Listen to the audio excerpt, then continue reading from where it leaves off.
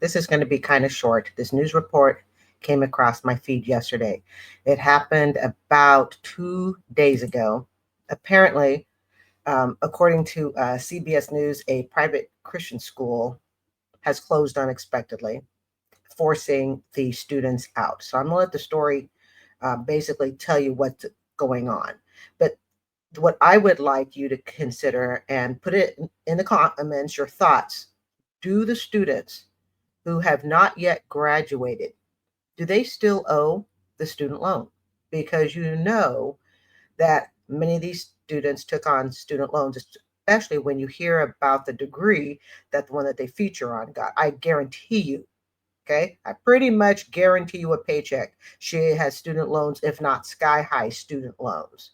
And you'll hear about that in just a second. But as we're just past May 5th, where the involuntary garnishments have begun, and everybody's screaming, pay back your loans, you owe the debt. We get it, we respect it. All right. I even understand it. I can even imagine why someone might not be thrilled that I got my 110,000 excused in 2022. Okay. I'm a teacher 19 years.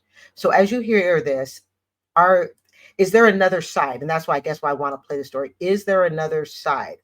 Do these students, does this woman in this story owe back her student loans? And it doesn't talk about her student loans specifically, but you know darn well it's there. Let's hear this. Starting tomorrow, federal aid-backed student loan payments resume after a 5-year pause. Now, more than 5 million borrowers are in default. And for one private Christian university, the financial pressures have proven too much. As CBS's Dave Malkoff reports in Gaffney, South Carolina, the school held its last graduation ceremony this weekend. She's vacuuming right now.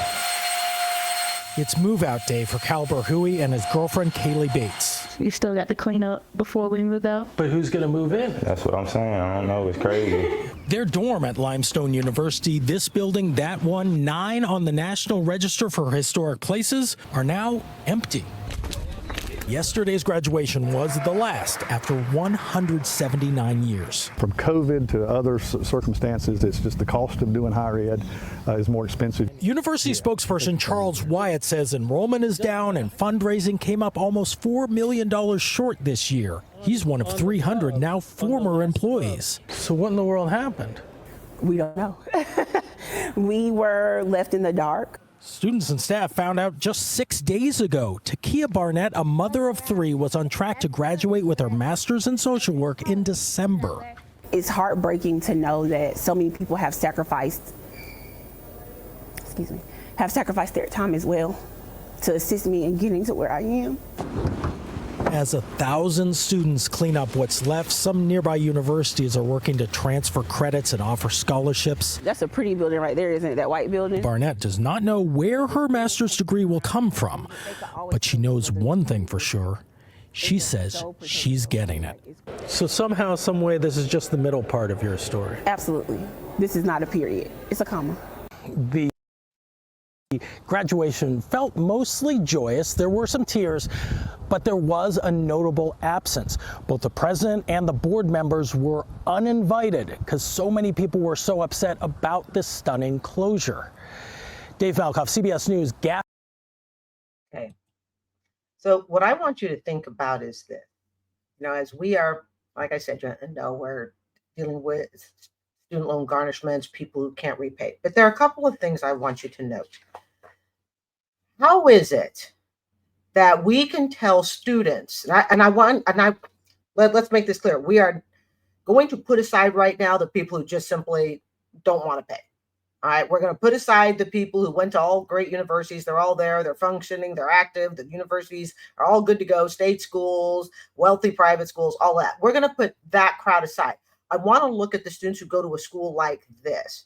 The students who go to a school that closes unexpectedly through no fault of the students. So let's look at that crowd. So just for a minute, put away the other stuff, okay? So this school said, and I have to get to work. It's Wednesday morning. Hi, everyone, okay? This school says that they closed partly because COVID was damaging to them. Well, let's look at the students that went to this school. How damaging was COVID to them financially? So COVID financially hurt the schools. COVID financially hurt this school's students. Talking about this school, okay? So we have to be kind of myopic here in the way we're thinking, all right? Just look at this situation. Forget all the other student loan situations. Well, to the students at this school, could they also say that COVID was financially damaging to their families? They had a job loss, income decrease. The school says they just don't know what happened. It's like one day they had money and the next day they did not. Remember, this story just happened 2 days ago. The students just found out about it, I think less than a week ago. Like literally, one day you wake up, you're going to a private Christian school, and the next thing you know, it's defunct. Okay, so the school says they don't know what happened, but isn't that the same thing we hear with student loans? You know, 1 minute I was able to pay my bill, everything was going great. They set me on an income-based payment, yada yada. You know, they never told me that if I paid income-based, I would never pay the bill off. You know, the school told me that if I got this degree at their school, that I would be able to have a job that would pay off the degree. In other words, the university here says, we just don't know what happened, and we're just now broke. So students, you're out, you know, you're SOL. The school also made a comment. I don't know if you caught it. That's why I was writing down. Now, oftentimes, you know, I write down my notes. Okay. I'm not ignoring you. I'm multitasking. But it's really important for me to write these thoughts down as I hear them, okay? It says, the school says that the cost of running a school is just more expensive. Well, couldn't we say that the cost of being a student is more expensive? And the student goes broke and is unable to pay the school back? In other words, is being financially bankrupt more excusable because you're a bigger organization with a bigger reach, bigger pockets than the small mom pop, 18, 19, 20-year-old? And in this case, we have a mom, 3 kids, okay, going to a school to try to better herself in social work, getting a master's in social work. And unfortunately, the chances of her having a degree, a student loan bill between 50 to 100,000 is very, very likely. I've done enough stories with master degrees in social work, counseling, and all of that to know that most of the time these people don't come out squeaky clean, as far as and I mean that financially, okay, not their character, but just, squeaky clean financially. Now, I'm not saying that this woman has loans. Maybe she was on full ride scholarship and all of that. But the question becomes, do we have some moral or ethical duty when students are forced in this situation to excuse their debt? And yeah, okay, so other schools and universities are reaching out saying, hey, come here, here's a scholarship. But let's get very clear something before we jump and go, oh, great, they're being saved. You are a business to a school. You are a tax dollar, a write-off, a seat in a chair that brings an income. Those scholarships are totally, what's the word, magnanimous? Okay, they're not being totally given out simply because, the other schools want to do the right thing. Nah, there's a reason they're reaching out. Okay, you are a dollar to them. Now, I'm not saying that it's not great that they're giving you scholarships. Okay, I'm not saying that they're not doing, the morally feel good right thing. But let's get real here. We have to remember that there are many different situations as to why a student can't pay their bill. And I know people go, yeah. But in this time period where there seems to be a lot of, stop asking for loan forgiveness, pay your bill. Does this woman owe? And do the other students at the school who did not yet graduate, they do not have their degree, the school went financially broke, do they owe their student loan still? Or should that be a write-off? Something else before I close.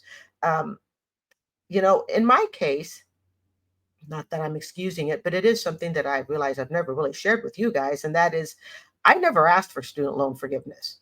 You see, I think what we have to look at is, before we get upset that somebody wants student loan forgiveness, what was the situation that got them asking? In my case, I graduated from the University of South Florida in 2006. I did not at the time. Actually, at the time, there was no PSLF. Public service loan forgiveness only came around about, I think, 1 to 2 years after I graduated from the University of South Florida, just about that time period, because Barack Obama was president. And PSLF, people don't forget, PSLF is written into law. It cannot be wiped out simply because Trump says, I don't want PSLF anymore. Congress has to change it. Congress has to remove it. It's written into congressional law. Public service loan forgiveness. A teacher, firefighter, police officer, okay, nonprofit, doctors, yada, yada, okay? So it can't just be wiped out. It can be made difficult to give. We all know that, but it can't just be wiped out. And if it were to be wiped out, I can pretty much bet you a paycheck it would not include the people who were already grandfathered. They would grandfather people already in it, because mathematically it'd be very difficult to try to figure out now what is your new bill, but it would affect future borrowers. But in this case, in my case, okay, I never asked for PSLF. It happened to just come along at the time that I graduated in 2006. And I was actually told, hey, there's this public service loan forgiveness program that's brand new. Is my situation and how I got into PSLF, this is something for you to think about. Is that different from people who now, 19 years later, they all know about PSLF, are going, hey, forgive my loans, forgive my loans. They're not public service workers. Okay. I've worked in a middle school classroom for 19 years, a job that a lot of people don't want. I thrive in that environment. It matches me, but I admit it's a job that most people would absolutely no, for the pay and the stress and responsibility level, and all of that stuff. No, I totally understand why most people wouldn't want it. Okay. But I think we need to remember that there is a group of us, not that I'm, it's not that I'm trying to make an excuse, but I think everybody assumes that everybody that got PSLF, we all stood out on street corners and, banged pots and pans and said, give it to me. A lot of us didn't, especially the early group. Okay. The early group, it just came around and I was told about it. Before we go around, thinking that everybody that wants student loan forgiveness has had PSLF, like I finally got my 120 and all of that excuse in 2022. Okay, before we lump everybody into one category, we have to look at what brought the situation there. Okay, in this case, with this lady in this news report, she's going for a master's degree in social work, probably one of the most financially unwise things to do. Doesn't pay off. You can spend $80, $90, $100,000 getting your master's degree and a job that pays you $40,000 a year. All right, folks, it's time for me to get going. There will be an upload tonight. Yay. Okay. I finally got my videos together. I will be uploading tonight another student loan debt thing. For those who think I've forgotten about Dave Ramsey, nope, I've not forgotten about Dave Ramsey. It's just right now, the student loan with the May 5th thing has been a really hot trending topic. And, I really like to stay on top of those, but Dave Ramsey is a permanent part of this channel. It's not going away. It never will. So Dave Ramsey will be coming up. Okay. So anyways, put in the comments, do you think this woman owes her student loan to a school that closed unexpectedly on her? Does she still owe whatever student loan debt she has? You guys have a beautiful Wednesday. I'll see you this evening.